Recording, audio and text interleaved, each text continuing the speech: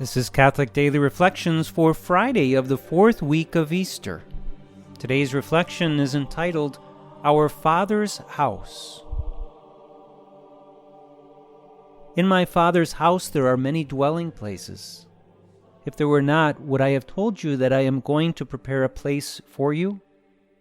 And if I go and prepare a place for you, I will come back again and take you to myself, so that where I am, you also may be. From time to time, it's important that we focus in on the glorious reality of heaven. Heaven is real, and God willing, one day we will all be united there with our Triune God. If we properly understood heaven, we'd long for it with a deep and burning love, and we'd look forward to it with a powerful desire, being filled with peace and joy every time we think of it. Unfortunately, however, the thought of leaving this earth and meeting our Maker is a frightening thought for some. Perhaps it's the fear of the unknown, the realization that we will leave our loved ones behind, or possibly even a fear that heaven will not be our final resting place. As Christians, it's essential that we work at fostering a love of heaven by gaining a proper understanding of not only heaven itself, but also the purpose of our lives on earth. Heaven helps order our lives and helps us stay on the path that leads to this eternal beatitude. In the passage above, we are given a very consoling image of heaven. It's the image of the Father's house. This image is a good one to reflect upon because it reveals that heaven is our home. Home is a safe place. It's a place where we can be ourselves, relax, be with loved ones, and feel as if we belong.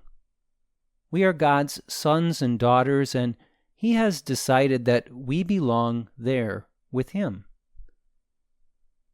Reflecting on this image of heaven should also console those who have lost a loved one. The experience of saying goodbye, for now, is very difficult, and it should be difficult. The difficulty of losing a loved one reveals that there is true love in that relationship, and that is good. But God does want the feeling of loss to also be mingled with joy as we ponder the reality of our loved one being with the Father in His home for eternity. They are happier there than we will ever be able to imagine, and we will one day be called to share in that joy. Reflect today upon this image of heaven, our Father's house.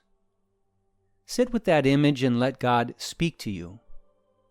As you do, let your heart be drawn to heaven so that this desire will help to direct your actions here and now. Let us pray. Lord, I do long to be with you eternally in heaven.